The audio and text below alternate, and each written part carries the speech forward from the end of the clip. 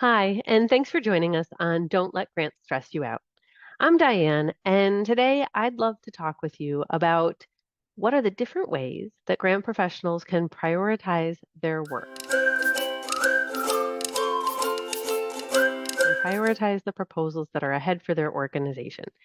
In fact, we could really spend some time because I say that there are 7, at a minimum, different ways that you could prioritize your work. And nope, it is not only just based on deadline. That, yep, I guess that would make it 8 then, wouldn't it? Deadline is the most obvious way that we as grant professionals prioritize what do we have coming. But that focus, looking only at the calendar, it doesn't bring to the forefront of the conversation how does the application we are looking at, how does that align with the priorities and resource needs of the organization, and therefore how are we prioritizing the deadlines we're looking at based on the priorities of the organization. So that's why actually I think I'm going to return to this 7 methods. Now, this is something that we talk about rather extensively and actually practice, whether we're talking about grants or all nonprofit work, in product owner courses with our Agile and nonprofit teams. And it's something we've had a lot of fun with at conferences and virtually through the Grant Professionals Association, thinking about the different ways that these 7 methods could work. But what I want to do today is talk about one of the most common ways, again, beyond thinking about deadline, but to think about it in a way that is called bubble sorting. And if we think about bubble sorting as a way of prioritization, it would be the idea that we take funder A and compare them to funder B and the opportunities and decide which one is more important. Maybe we'd say it's A, or maybe you'd say it's B. And the way that you're making that determination is going to be unique to you and your organization. What do you care the most about?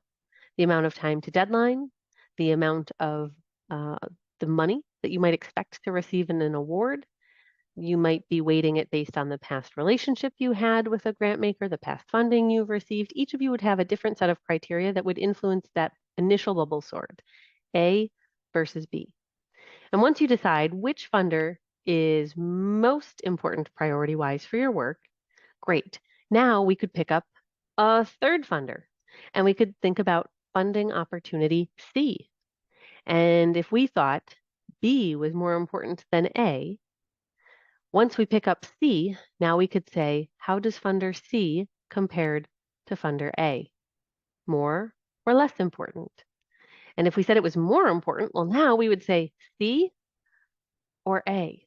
Which one is more important? And we would continue until we had walked through our entire grant calendar, sorting our bubbles, our deadlines, until we had a priority order that was not based on deadline, but rather was based on the relative comparison of one funding opportunity to another.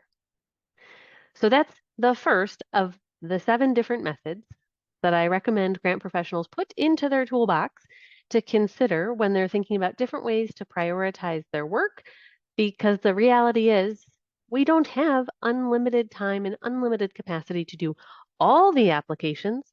So we need to come up with a consistent way that we can facilitate that conversation for ourselves and for our colleagues. Now, don't forget to subscribe so that you never miss any of our new tips and tricks. And you might even want to check out our website at dhleonardconsulting.com, where we post a blog series that is answering questions that come in, Dear Experienced Grant Writer. All right, I can't wait to hear how your test of this new method for prioritization of bubble sorting, how does it work for you? So be sure to let me know in the comments below.